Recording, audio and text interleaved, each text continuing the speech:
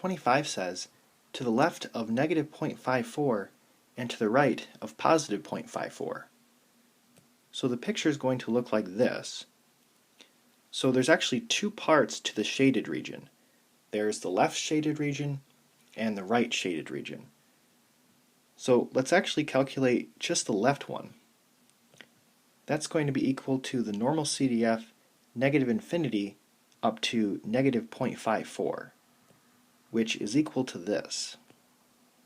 Now, because the normal curve is symmetric, the right shaded region will actually have the exact same area.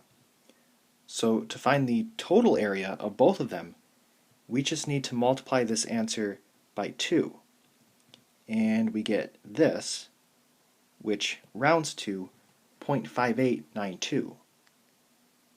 Now, there is an alternate way to solve this, and that's to use the complement. So we know that the entire area under the curve is equal to 1. So if we take 1 and subtract the area of the center, that will give us the area of the edges. So we want to take 1 minus the normal CDF negative 0.54 to 0.54, which is the center, and we see that it's equal to the same thing. So either method works.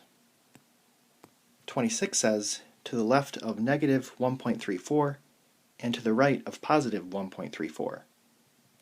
So the graph looks like this, and I'm going to use the second method.